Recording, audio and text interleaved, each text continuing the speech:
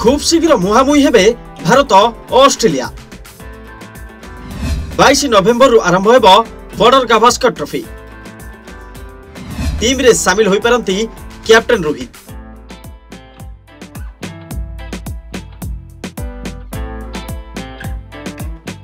Border Gavaskar trophy पई Australia गस्तरे थिबा टीम इंडिया एबे नेट अभ्यास जारी रखिछि। भारत एवं ऑस्ट्रेलिया मध्य 5 मैच विशिष्ट ए टेस्ट सीरीज खेला जिवो, जार प्रथम टेस्ट मैच फोर्थ रे खेला जिवो। 22 नवेम्बर रु 26 नवेम्बर पर्यंत ए सीरीज चलिबो, किंतु दलर अधिनायक रोहित शर्मा ए पर्यंत ऑस्ट्रेलिया गस्त करि नांती।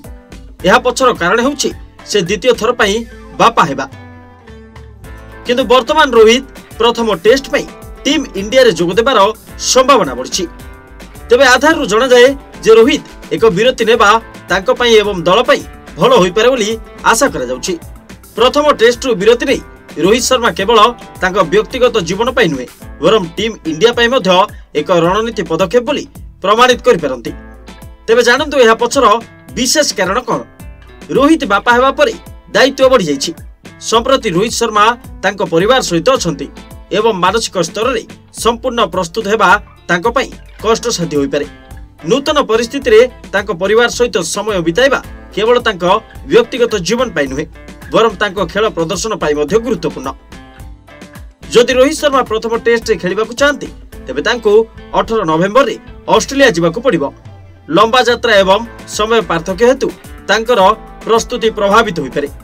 टीम इंडिया पर्थ रे पहुंची सारछि एवं निजकू नेट सह अभ्यास करछि।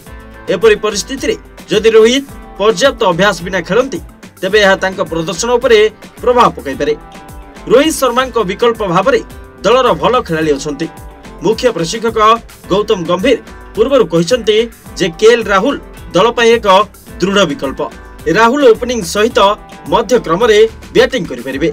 एहा व्यतीत युवा खेलाड़ी अभिमन्यु ईश्वरन मध्य ई भूमिका पई प्रस्तुत अछंती। शांत एवं प्रभावशाली नेतृत्व पई जणाशुना जसप्रीत बुमराह फोर्थ टेस्ट रे अधिनायकत्व ग्रहण करि पारंती।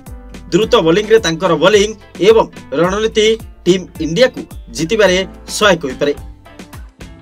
Report rising Odisha.